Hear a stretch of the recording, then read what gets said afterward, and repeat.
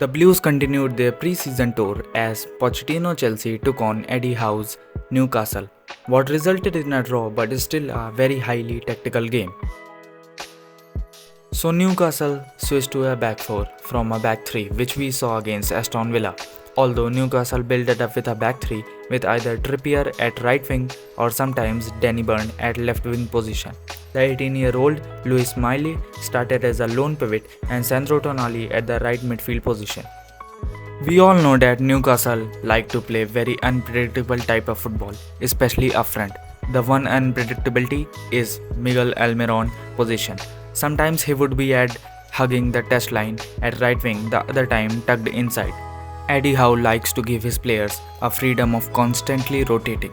Newcastle also do a lot of what we call overload to isolate.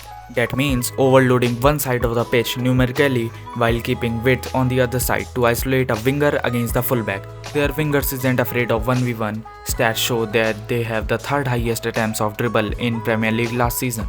Against Aston Villa, the same strategy was seen, and against Chelsea, sometimes it happened. Talking about Chelsea started Reece James, double pivot of Casadei and Enzo Fernandez. Christopher Nkunku started as the number 10 role, and Ian Martin at left wing.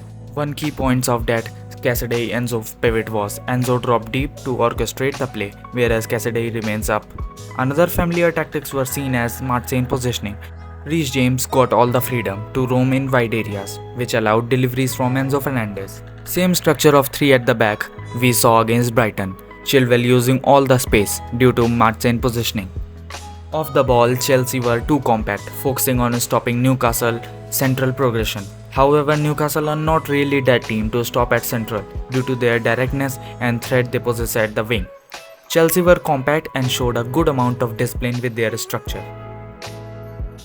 Not much action in second half, and a slight change in system for Pochettino. A Gallagher Enzo pivot, Casadei up top, and Nkunku striker and Sterling as a left wing.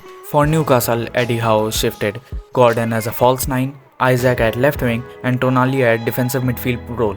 Chelsea off the ball structure was the same for the second half. Pochettino tested both Casadei and Gallagher again with Enzo and instructed them to be more up to give Enzo more time and space, which effectively worked out.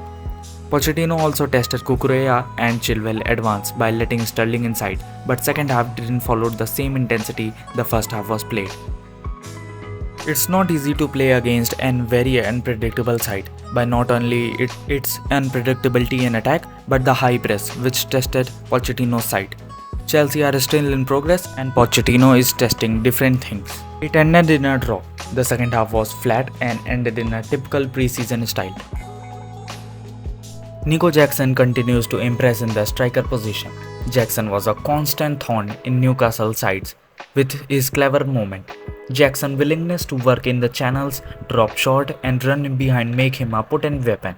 Most important, Jackson take his chance clinically. There are no ifs and buts when he is in front of the goal. That is what Chelsea needed.